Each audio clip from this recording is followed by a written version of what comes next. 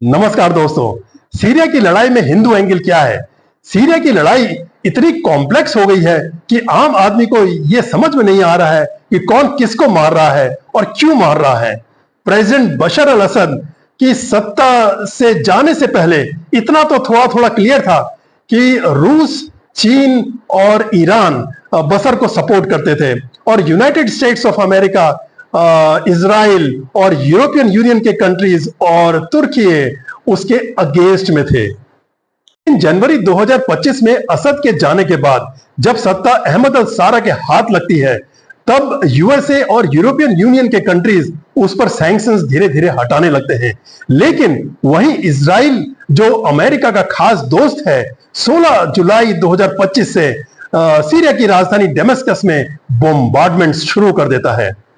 हाँ, एक तरफ इजराइल सुवेदा में एयर स्ट्राइक्स करता है, वहीं दूसरी तरफ वह रिलीफ एड ट्रक्स को भी सुवेदा में भेजता है। ड्रूज और बदोनी ट्राइब्स एक दूसरे का कत्लेआम करती हैं। ये सब आखिर हो क्या रहा है? 14-15 जुलाई 2025 को बडोनी ट्राइब ने ड्रूज सिविलियंस की निर्मम हत्या करी, नरसंहार किया। आज के इस वीडियो में हम जानने की कोशिश करेंगे कि ड्रूज धर्म में हिंदू धर्म की क्या समानताएं हैं। 3% सीरियन माइनॉरिटी वाले इस ड्रूज धर्म में हिंदू धर्म की किन किन रिवाजों को फॉलो किया जाता है। ड्रूज कम्युनिटी की रीति रिवाज की गहराई में जाने से पहले हमें ब्रीफली यह समझना होगा कि ड्रूज और बदोनी का मसला क्या है। आइए जानते हैं। 13 जुलाई 2025 को सुवेदा प्रोविंस में, जो सदर्न सीरिया में है, ड्रूज मिलिशिया और सुन्नी बदोइन ट्राइबल फाइटर्स के बीच दंगे भड़क जाते हैं, जिसमें 27 ड्रूज और 10 बदोइन मारे जाते हैं। 14-16 जुलाई को Syrian government forces order restore करने के लिए डिप्लॉय हो जाती हैं। गवर्नमेंट फोर्सेस ड्रूज सिविलियन के खिलाफ मास वायलेंस करती हैं और 600 लोग मारे जाते हैं। इनफैक्ट गवर्नमेंट फोर्सेस बदोइन ग्रुप का साइड ले लेती हैं। इजराइल ड्रूज माइनॉरिटीज को प्रोटेक्ट करने के लिए सीरियन मिलिट्री पोजीशंस पर एयर स्ट्राइक्स करता है। 15 और 16 जुलाई को सीरियन गवर्नमेंट और ड्रूज फैक्शंस के बीच एक सीज फायर डील होती है और सीरियन गवर्नमेंट ट्रूप्स सुवेदा से विड्रॉ कर जाती हैं।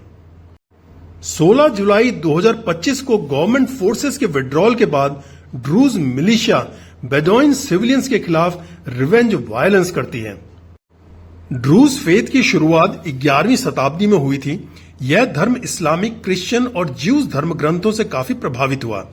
इसके अलावा ग्रीक फिलोसॉफी और भारतीय संस्कृति से भी ड्रूज धर्म प्रभावित हुआ है। इनकी पूरे विश्व में जनसंख्या मात्र 0.5 मिलियन यानी कि सिर्फ 5 लाख है। सबसे ज्यादा ये सीरिया में है। इसके अलावा लेबनान, इजराइल, पैलेस्टाइन और जॉर्डन में भी इनकी आबादी है। ड्रूज सिंबल एक 5 पॉइंटेड स्टार है, जिसमें ग्रीन कलर माइंड को सिंबलाइज करता है, रेड कलर सोल को दर्शाता है, येलो कलर शब्द यानी कि वर्ड्स को डिनोट करता है, ब्लू कलर मेंटल पावर यानी कि विल पावर को दर्शाता है और व्हाइट कलर बताता है कि मन की शक्ति को यथार्थ में तब्दील कर दिया गया है। यह एक नॉन रिचुअलिस्टिक यानी कि बिना रीति रिवाज का रिलीजन है। इसमें कोई रिलीजियस इंस्टीट्यूशंस नहीं है जहां धर्म की शिक्षा दी जाती हो।